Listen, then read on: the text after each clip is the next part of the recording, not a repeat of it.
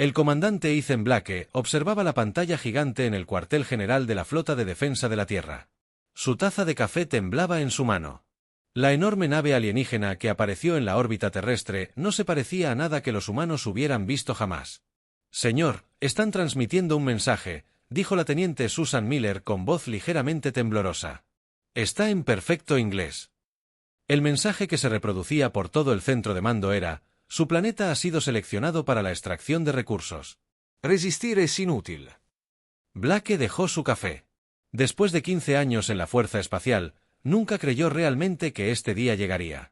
Primer contacto con extraterrestres, y no eran amigables. «Contáctenme con el presidente». Blake ordenó que le secaran la boca y puso todos los sistemas de defensa en alerta máxima. En cuestión de horas, extrañas plataformas metálicas comenzaron a descender de la nave nodriza alienígena. Se posicionaron sobre las principales ciudades del mundo: Nueva York, Pekín, Londres, Moscú y otros 30 centros de población. La presidenta Diane Warren apareció en el sistema de transmisión de emergencia. «Ciudadanos de la Tierra, estamos intentando comunicarnos pacíficamente con los visitantes. Por favor, mantengan la calma y sigan las órdenes de evacuación si se emiten en su área». Pero los extraterrestres, que se hacían llamar zuraxianos, no tenían ningún interés en hablar. Sus plataformas mineras abrieron fuego contra las bases militares que intentaron atacarlos. Los aviones de combate más avanzados de la Tierra explotaron antes de que pudieran siquiera acercarse a los escudos alienígenas. La DRA. Olivia Martínez observó desde su laboratorio en el Centro de Investigación de Stanford cómo los extraterrestres aterrizaban en San Francisco. Había dedicado toda su carrera a estudiar la posibilidad de vida extraterrestre. Ahora la veía de primera mano y no se parecía en nada a lo que había imaginado. «Son metódicos», le dijo a su equipo de investigación mientras observaban a los extraterrestres instalando el equipo de extracción. «Miren cómo analizan muestras de suelo. Buscan elementos específicos». 3 días después, soldados juraxianos secuestraron a Martínez de su laboratorio. Sus cuerpos estaban cubiertos de escamas azules y grises, con 4 brazos y ojos que brillaban amarillos en la penumbra. La llevaron a su nave junto con docenas de otros científicos de todo el mundo. Dentro de la nave alienígena, a Martínez le dieron una pequeña celda con una pared transparente. Podía ver a otros humanos en celdas similares frente a ella. Estaba el Dr. Peter Wilson, un geólogo australiano. «Han estado llevando a personas a pruebas». Wilson susurró a través de un pequeño respiradero que conectaba sus celdas: «Nos están estudiando como si fuéramos ratas de laboratorio». Martínez asintió. «Necesitamos aprender todo lo que podamos sobre ellos si sobrevivimos. La Tierra necesitará la información». Los zoraxianos pusieron a Martínez a trabajar en. Mientras trabajaba en el laboratorio, analizaba muestras biológicas humanas. Estudiaba en secreto su tecnología, su idioma y, lo más importante, su base de datos. Por la noche, en su celda, reconstruía lo que había aprendido. Los uraxianos eran un imperio que abarcaba docenas de sistemas estelares. Encontraron planetas con recursos valiosos, extrajeron todo lo útil y siguieron adelante. Las especies nativas fueron esclavizadas o eliminadas. La Tierra era solo el último objetivo en la base de datos zuraxiana. Los humanos fueron clasificados como de resistencia insignificante, con una nota de aptos para el trabajo, baja capacidad técnica, fácilmente dominados. En toda la Tierra, la situación empeoraba día a día. Los extraterrestres establecían operaciones mineras masivas que destruían ciudades para acceder a los minerales subterráneos. Millones de personas huyeron al campo mientras se establecían campos de extracción en 6 continentes. Fuerzas militares de todo el mundo intentaron contraatacar. Rusia lanzó misiles nucleares contra una plataforma juraxiana cerca de Moscú. La explosión ni siquiera arañó los escudos alienígenas en respuesta. Los juraxianos vaporizaron el Kremlin y 5 kilómetros a su alrededor. Al final del primer mes, la resistencia organizada de la Tierra había derrumbado el edificio de las Naciones Unidas. Yacía en ruinas. La mayoría de los líderes mundiales estaban muertos o escondidos. Los juraxianos controlaban todas las ciudades principales y las zonas ricas en recursos, pero en las sombras, los supervivientes comenzaron a reagruparse. Pequeñas células de resistencia se formaron en zonas rurales y túneles de metro abandonados. Recolectaron armas, compartieron información y esperaron una oportunidad. A bordo de la nave nodriza alienígena, la DRA. Olivia Martínez hizo un descubrimiento que lo cambiaría todo. El capitán Noah Peterson sujetó firmemente los controles de la lanzadera juraxiana robada. La pequeña nave espacial se movió entre las altas torres cristalinas de la estación Nexus. Tras 6 meses de huida y ocultación, finalmente había llegado a la sede del Consejo Galáctico. Simplemente actúa como si pertenecieras a este lugar. Se susurró a sí mismo, los códigos de identificación falsos que la doctora Martínez había programado funcionaban hasta el momento. El control de tráfico de la estación lo dirigió a una plataforma de aterrizaje. Sin duda, no había sido piloto comercial antes de la invasión. Ahora era la última esperanza de la Tierra. En su bolsillo había una pequeña unidad de datos que contenía evidencia de los crímenes juraxianos en la Tierra. Vídeos de campos de trabajo destruidos. Ciudades y fosas comunes. La estación Nexus era enorme. Extraterrestres de todas las formas y tamaños caminaban por sus amplios pasillos. Algunos parecían casi humanos, otros tenían múltiples extremidades. Colores de piel extraños o flotaba en lugar de caminar. Noah intentó no mirar fijamente mientras seguía las instrucciones hacia la cámara del consejo. «Estoy aquí para presentar una petición», le dijo Noah al guardia de seguridad. Un ser alto de piel morada escaneó las credenciales falsas de Noah y asintió. «El consejo escuchará su caso en 1 hora», dijo el guardia. «Esperen. Área 5». Noah se sentó nervioso entre otros extraterrestres esperando su turno para hablar. Se preguntó cuántos de ellos también buscaban ayuda contra la injusticia. Cuando llegó su turno, Noah entró en la gran cámara del consejo. 13 representantes se sentaron en semicírculo sobre plataformas elevadas. Cada uno provenía de una especie alienígena diferente. Miraron a Noah con ojos curiosos. «Habla humano», dijo el ser en el asiento central. Su voz se tradujo al inglés mediante un pequeño dispositivo en el collar de Noah. Noah conectó su unidad de datos a la cámara. Imágenes del sufrimiento de la Tierra aparecieron en pantallas gigantes alrededor de la sala. Les mostró vídeos de máquinas mineras goraxianas arrasando bosques y ciudades. Reprodujo grabaciones de humanos obligados a trabajar hasta que se desplomó. Mostró mapas que mostraban cuánta tierra había sido destruida en solo 6 meses. Las leyes de su consejo prohíben claramente los ataques a mundos que no se han desarrollado más rápido que la velocidad de la luz, dijo no con voz firme, a pesar de su miedo. La Tierra era un planeta pacífico, no teníamos problemas con nadie en la galaxia. Pedimos su ayuda para detener esta invasión ilegal. Los miembros del consejo observaron en silencio cuando terminó la presentación. La sala quedó en silencio. Noé sintió que la esperanza le inundaba el pecho. Seguramente ayudarían ahora que habían visto la verdad. Entonces, el embajador Biggs, un ser alto con pieles plumosas, habló. El consejo reconoce el sufrimiento de los humanos. Sin embargo, la Tierra se encuentra dentro del territorio designado para la expansión geraxiana. Según el Tratado 7829, firmado hace 300 años, no podemos intervenir. Noé no podía creer lo que estaba oyendo. Hace 300 años ni siquiera sabíamos que existían los extraterrestres. ¿Cómo puede haber un tratado sobre la Tierra sin el conocimiento de la Tierra? El tratado divide el espacio no reclamado entre los miembros fundadores del Consejo. Otro representante explicó, es lamentable, pero legal bajo nuestras leyes. Así que no harán nada mientras una especie entera sea esclavizada y nuestro planeta sea destruido. Noé preguntó, alzando la voz. Votaremos, dijo el representante del centro.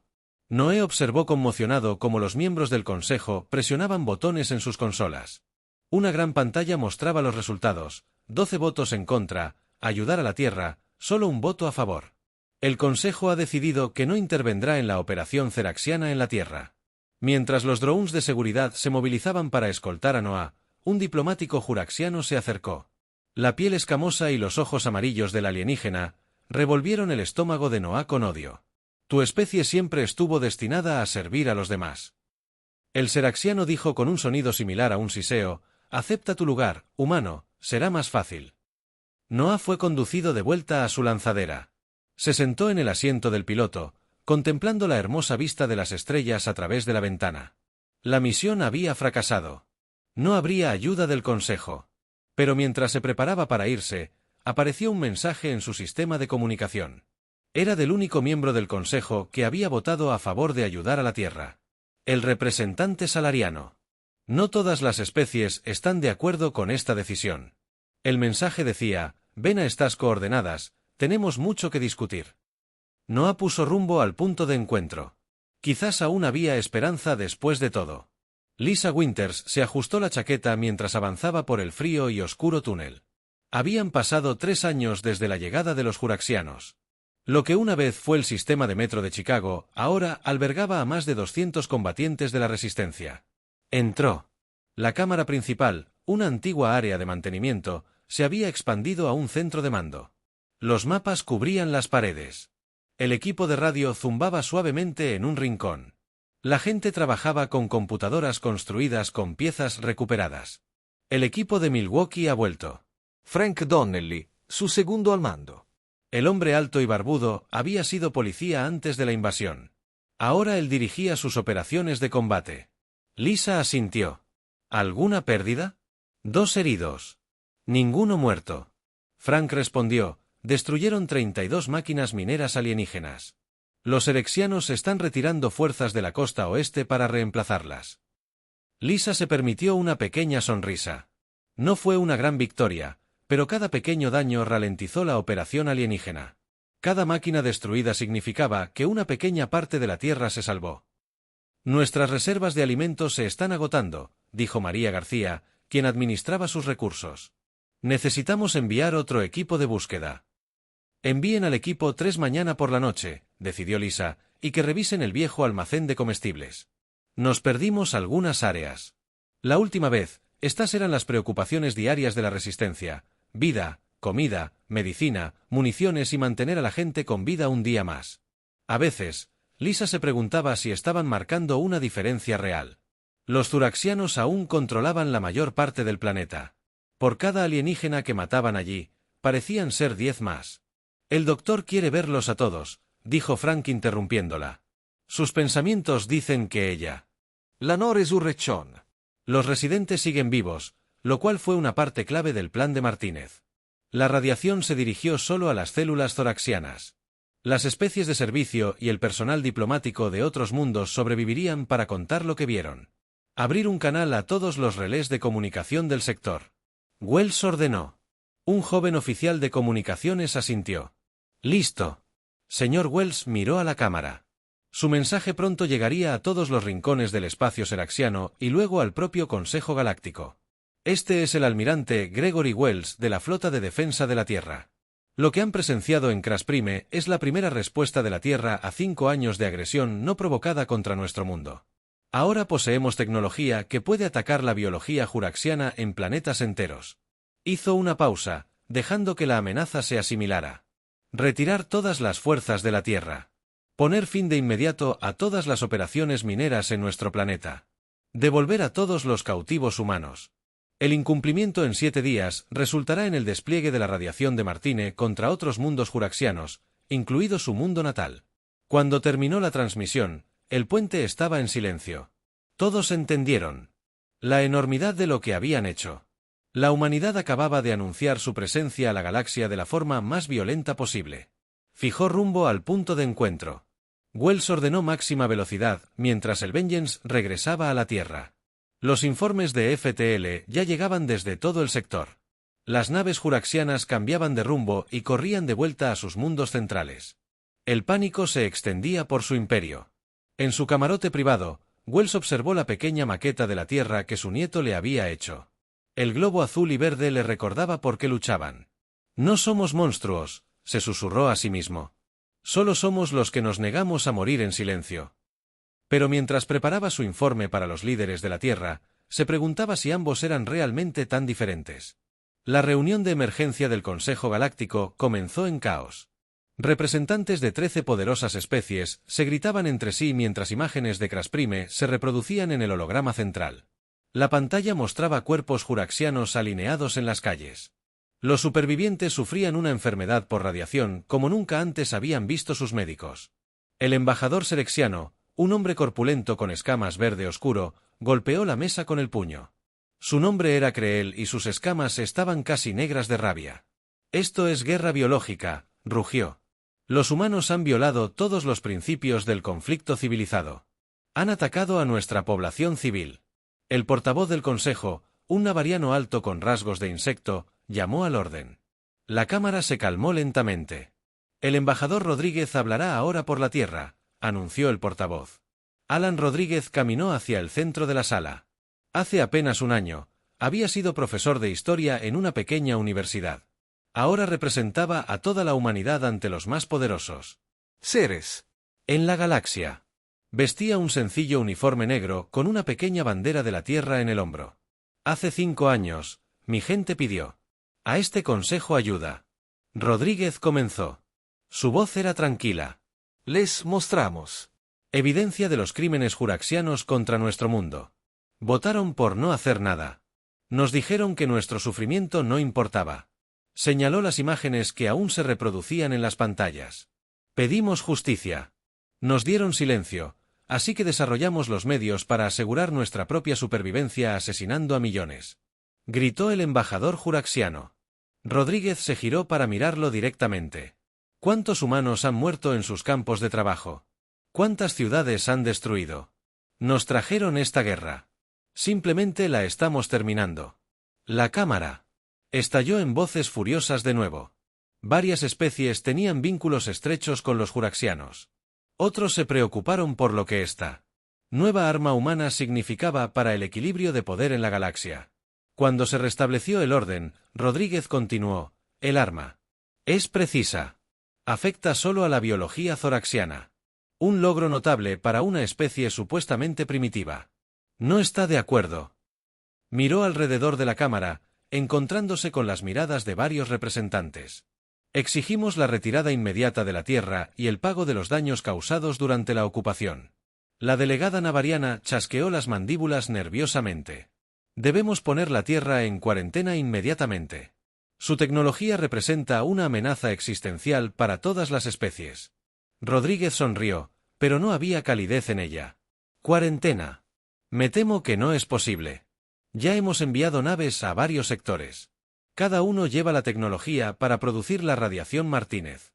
Intenta aislarnos y nos aseguraremos de que todos los juraxianos de la galaxia corran el mismo destino que los de Crasprime. La amenaza flotaba en el aire como algo físico durante siglos. El Consejo había gestionado conflictos entre especies poderosas, pero nunca se habían enfrentado a una situación como esta. Una especie supuestamente débil había desarrollado repentinamente el poder de atacar y destruir a otra especie con una precisión aterradora. Esta sesión del Consejo se levantará para discutir las demandas humanas, dijo finalmente el orador. Nos reuniremos de nuevo en 24 horas. Mientras los representantes salían, el embajador salariano se acercó a Rodríguez en privado. Los salarianos parecían casi humanos, excepto por su piel dorada y ojos plateados. Su especie también había sufrido siglos bajo la expansión zoraxiana. Hace siglos, comenzaste algo peligroso aquí. Humano, dijo el salariano. En voz baja, el Consejo teme lo que no puede controlar. El miedo mantuvo a la humanidad sumisa durante demasiado tiempo. Rodríguez respondió: ahora nos toca ser temidos. Más tarde esa noche, en sus aposentos temporales en la estación, Rodríguez recibió un mensaje seguro de la Tierra. La flota zoraxiana en órbita terrestre había comenzado a retirarse. Las naves estaban abandonando la atmósfera, abandonando el equipo y las bases mineras. Estaba trabajando. La amenaza había sido suficiente para obligarlos a retirarse. Pero mientras Rodrius se preparaba para la sesión del Consejo del día siguiente, supo que esto era solo el comienzo. La galaxia había sido gobernada por la misma poderosa especie durante miles de años. La humanidad lo había cambiado todo con un solo movimiento audaz. No empezamos esta guerra, se dijo a sí mismo, mirando las estrellas distantes, pero la terminaremos en nuestros términos. Afuera de su ventana, representantes de una docena de especies celebraban reuniones secretas, todos preguntándose lo mismo: ¿los humanos podrían desarrollar tal arma contra los yurexianos? ¿Qué les impedía crear armas similares dirigidas a otras especies? El miedo se extendía. Enormes naves jurrexianas se elevaban lentamente hacia el cielo. Millones de humanos observaban desde campos de refugiados y ciudades en ruinas cómo sus opresores finalmente abandonaban la Tierra. Habían pasado 8 días desde la manifestación en Crasprime y los invasores alienígenas se retiraban. La presidenta Samantha Cooper estaba de pie junto a la ventana del edificio parcialmente reconstruido de las Naciones Unidas en Ginebra hace 5 años. Era gobernadora de un estado cuando la mayoría de los líderes mundiales murieron en los primeros ataques.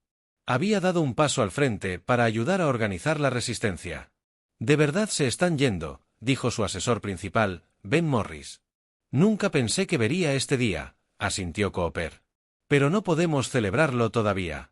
Esto es solo el principio». Más tarde ese día, se dirigió a las Naciones Unidas.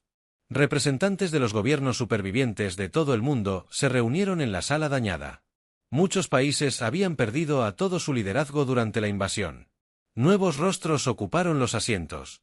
Hoy se conmemora la liberación de la humanidad. Cooper dijo, su voz es firme, pero no el final de nuestra lucha. Los zuraxianos se retiran solo porque temen nuestras nuevas capacidades, no porque reconozcan nuestro derecho a existir.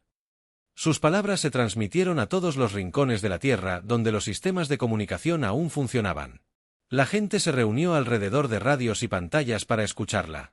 Debemos reconstruir nuestro mundo, debemos fortalecer nuestras defensas, y lo más importante, nunca más debemos permitir que ninguna especie piense en la Tierra como un objetivo fácil. Lo que la gente que observaba no sabía era que los líderes de la Tierra habían recibido información preocupante. La retirada sariana podría no ser tan completa como parecía en el espacio profundo, lejos de la Tierra. El capitán Paul Winters dirigió un equipo a bordo del EDF Vengeance. Habían interceptado una pequeña nave de mensajería juraxiana que transportaba mensajes secretos. «Mantengan la posición», Winters ordenó mientras su nave se acercaba a la nave alienígena. «Prepárense». Winters, el equipo de abordaje, había sido policía antes de la invasión. Ahora comandaba la nave de guerra más avanzada de la Tierra. Su tripulación estaba compuesta por soldados, científicos y ciudadanos comunes que habían luchado en la resistencia. La nave de la Tierra está incapacitada. Su oficial táctico informó que los sistemas de soporte vital seguían funcionando. Winters dirigió al equipo de abordaje. Se movieron con cuidado por la nave alienígena hasta llegar al centro de mando. La tripulación zoraxiana se rindió sin luchar. Claramente aterrorizada por los humanos y sus armas de radiación en el núcleo de datos de la nave, encontraron mensajes cifrados. La DRA. Martínez, ahora jefa de la División de Tecnología Alienígena de la Tierra, trabajó durante horas para decodificarlos. «Tienes que ver esto», dijo finalmente con rostro sombrío. Los mensajes revelaban una verdad inquietante. El alto mando juraxiano no había renunciado a su derecho a la Tierra. Su retirada fue simplemente una retirada táctica mientras sus científicos trabajaban para desarrollar protección contra la radiación de Martínez. Aún más impactante eran las comunicaciones entre los zoraxianos y el Consejo Galáctico. El Consejo estaba considerando una solicitud para usar armas destructoras de planetas contra la Tierra, armas que destruirían toda la vida en el planeta. «Nos llaman una amenaza sin precedentes para la seguridad galáctica». Martínez explicó que muchas especies del Consejo temen secretamente la rapidez con la que los humanos han avanzado en tan solo 8 años.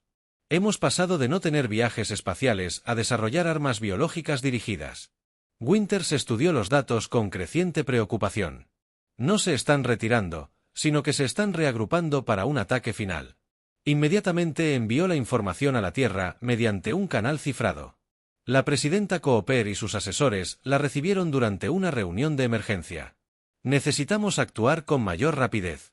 Cooper dijo tras leer el informe que si los juraxianos regresan con el apoyo del Consejo, no sobreviviremos. La ministra de Defensa, Elina Jackson, asintió. «La guillotina es nuestra única opción. Hemos estado desplegando equipos de infiltración en mundos clave en todo el espacio del Consejo. Están listos para actuar». Cooper miró a los líderes de la Tierra a su alrededor. Cada persona comprendió lo que estaban a punto de hacer. Era la apuesta más peligrosa de la historia de la humanidad. «Den la orden», dijo Cooper finalmente. «Díganle al director Reeves que comience los preparativos finales». Al terminar la reunión, Cooper se quedó solo junto a la ventana. La gente celebraba su supuesta libertad, sin saber que la verdadera lucha por la supervivencia de la humanidad apenas comenzaba. «No elegimos este camino», susurró, «pero haremos lo que sea necesario para asegurar la supervivencia de la Tierra». La directora Julia Reeves se encontraba en el centro de mando, en las profundidades del monte O. La instalación subterránea se había construido antes de la invasión como un búnker militar. Ahora servía como cuartel general de la Tierra. El centro de inteligencia y control de la Operación Guillotina. Pantallas alineaban las paredes mostrando la posición de 12 naves furtivas dispersas por la galaxia. Cada una llevaba un equipo especial entrenado para la misión más importante de la historia de la humanidad. Reeves informó a su ayudante, Simon Kelly. Todos los equipos están listos. Kelly confirmó la inserción. Se han colocado paquetes en todos los objetivos principales y secundarios. Reeves asintió. Su cabello gris estaba corto y la preocupación marcaba su rostro. Antes de la invasión, había sido directora de una pequeña empresa tecnológica. Ahora comandaba la operación más secreta de la Tierra. Se ha detectado la flota de batalla suraxiana, informó un joven oficial en la estación de sensores. Están emergiendo de FTL. En el límite de nuestro sistema solar, la pantalla principal mostraba docenas de puntos rojos acercándose a la Tierra. Detrás de ellos había naves de otras 4 especies del Consejo. No perdieron el tiempo. Kelly murmuró, sus intenciones son claras. Reeves dijo que estaban aquí para terminar lo que empezaron. Hace 5 años, la flota juraxiana era enorme, mucho mayor que la fuerza que invadió la Tierra por primera vez. Esta vez no venían a ocuparla ni a la mía, venían a destruirla.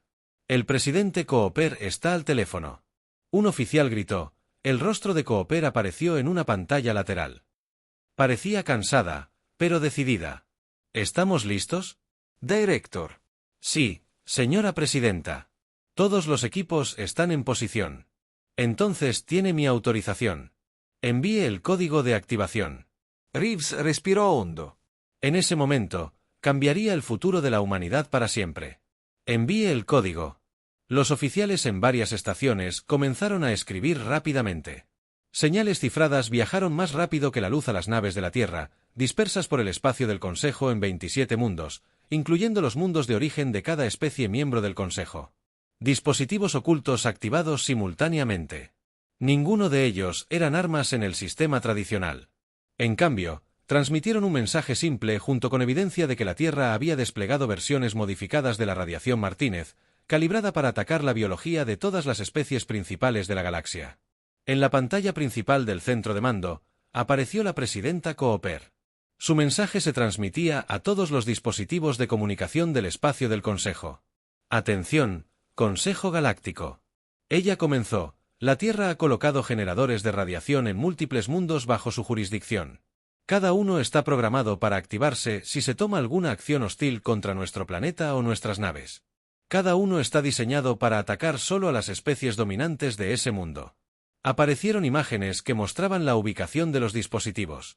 La Tierra había pasado meses colocando equipos de infiltración en mundos clave en todo el espacio del Consejo. No iniciamos este conflicto, continuó Cooper. Pero lo terminaremos.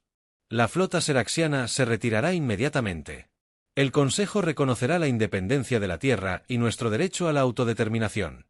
Se negociará un nuevo tratado que garantice estos términos. En el centro de mando, todos observaron los sensores que mostraban a la flota seraxiana durante varios minutos de tensión. Nada cambió. Luego, lentamente, la flota detuvo su avance. Estamos recibiendo comunicaciones de la nave insignia zuraxiana, informó el oficial de comunicaciones. También reciben mensajes de su mundo natal, confirmando que nuestros dispositivos están instalados en la nave de mando seroxiana, el almirante Keros. Recibieron informes frenéticos de que los humanos, de alguna manera, habían colocado sus dispositivos de radiación en las principales ciudades zoraxianas. Según sus científicos, las señales de radiación coincidían exactamente con las utilizadas en Crash Prime. Los humanos están fanfarroneando. Su segundo al mando insistió, no es posible que hayan desarrollado armas para todas las especies del Consejo tan rápido, pero la evidencia era clara. La Tierra había hecho lo imposible. Habían tomado la tecnología que atacaba la biología juraxiana y la habían adaptado para otras especies. Si la flota atacaba la Tierra, miles de millones de juraxianos morirían en su mundo natal. Keros tomó la única decisión que pudo. Todas las naves, detengan el avance. Mantengan la posición hasta nuevas órdenes en el centro de mando de la Tierra. Se escuchó una ovación cuando la flota alienígena detuvo su avance. Han detenido su avance, informó Kelly con voz llena de incredulidad. Está funcionando. Reeves se permitió una pequeña sonrisa. Ahora viene la parte difícil, hacerles creer que realmente los usaremos. Estas armas si se las presiona. ¿Lo haremos?, preguntó Kelly en voz baja. Reeves miró la pantalla que mostraba la enorme flota alienígena que había venido a destruir su mundo. Esperemos no tener que averiguarlo nunca. Habían pasado 5 años desde la Operación Guillotina. El embajador Alan Rodríguez caminó por los pasillos de cristal de la estación Nexus, sede del Consejo Galáctico. 2 oficiales de seguridad humanos lo siguieron a pocos pasos. Su presencia en la estación, antes impensable, ahora era común. La sesión del Consejo comienza en 10 minutos. El señor dijo que su asistente, una joven llamada Clare Davis, Rodríguez asintió. Hoy era importante. El Consejo votaría sobre el Árbol del Alma, un documento que cambiaría para siempre el lugar de la humanidad en la galaxia. Pasó junto a un grupo de diplomáticos juraxianos en el pasillo. Se apartaron rápidamente. Sus escamas palidecieron de miedo. El otrora poderoso imperio zoraxiano se había derrumbado tras la venganza de la Tierra. Sus colonias habían declarado su independencia. Su ejército estaba en desorden. Su economía estaba destrozada por las sanciones y los pagos de reparación. Rodríguez entró en la Cámara del Gran Consejo. La sala cambió. Desde su primera visita, la disposición de los asientos ahora incluía un lugar permanente para la Tierra. La silla humana se alzaba. Tenía la misma altura que todas las demás. Un símbolo del nuevo estatus de la Tierra. El Consejo reconoce al embajador Rodríguez de la Tierra. Anunció al presidente del Consejo, un navariano, cuya especie votó una vez por abandonar a la humanidad a su suerte. Rodríguez caminó hacia el centro de la sala. Los 13 representantes lo observaron atentamente, algunos con respeto, otros con un miedo oculto. Estimados colegas, hoy comenzó, marcando un nuevo capítulo en la historia galáctica. La Tierra entró en la comunidad interestelar a sangre y fuego. Obligados a luchar por nuestra propia existencia, pero a partir de este día, elegimos un camino diferente. Activó la pantalla central. Las imágenes aparecieron mostrando los dispositivos de radiación de la Tierra siendo desmantelados en innumerables mundos. Fue un gesto de buena fe. Antes de la votación del tratado, la humanidad ha demostrado su capacidad para una venganza terrible. Rodríguez continuó. Pero preferimos ser conocidos por algo mayor. La justicia.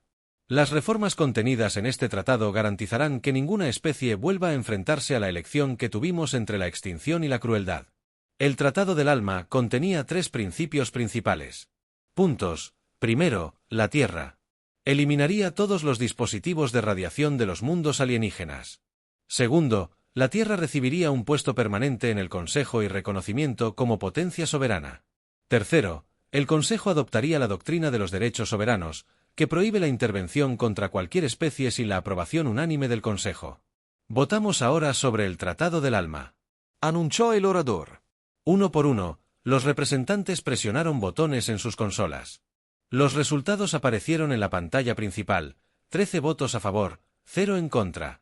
El tratado había sido aprobado por unanimidad. Una pequeña ovación surgió de la delegación humana. La Tierra ahora era oficialmente reconocida como potencia galáctica. Después de la sesión, Rodríguez regresó a la Embajada de la Tierra. El edificio, que antes era una pequeña oficina, ahora ocupaba una ubicación privilegiada en la estación Nexus. Miró las estrellas por la ventana. Un mensaje del presidente Cooper, dijo Clare, entregándole un bloc de datos. El mensaje fue breve. Tratado confirmado. Comienza la fase 2. Rodríguez sonrió. La fase 2 ya era el proyecto del legado de Cooper. Un programa para identificar y proteger las civilizaciones Preftle en toda la galaxia. La Tierra serviría como su guardián hasta que estuvieran listos para unirse a la galaxia. Esa noche, Rodríguez organizó una pequeña recepción para las especies amigas. Los solarianos estaban allí, por supuesto, habían sido los primeros aliados de la Tierra. Otros también vinieron. Especies que reconocieron la oportunidad de asociarse con la humanidad en lugar de oponerse. Algunos dicen que los humanos se levantaron demasiado rápido, dijo el embajador solariano mientras compartían un momento de tranquilidad. 5 años de víctimas a miembros del Consejo. Esto pone nerviosos a muchos. Nunca quisimos poder. Rodri respondió, queríamos sobrevivir, pero ahora que tenemos influencia, tenemos la intención de usarla sabiamente. Miró a su alrededor, a la mezcla de especies que hablaban juntas. Este era el futuro. Esperaba cooperación en lugar de conquista. Más tarde, solo en su oficina, Rodríguez estudió un holograma de la Tierra. El planeta se estaba recuperando de la ocupación zuraxiana. Las ciudades se estaban reconstruyendo. Los bosques estaban creciendo de nuevo. La gente miraba a las estrellas no con miedo, sino con esperanza. La Tierra había conmocionado al Consejo Galáctico con su despiadada venganza, pero al final la humanidad había elegido usar su nuevo poder para crear algo mejor que lo anterior. Una galaxia donde la fuerza ya no daba derecho a dominar. Hicimos lo que teníamos que hacer. Rodri susurró a la imagen de su planeta natal. Ahora hacemos lo que debemos hacer, y a lo largo de la galaxia, otras especies observaron el ascenso de la Tierra con una nueva comprensión. Nunca más los humanos serían subestimados.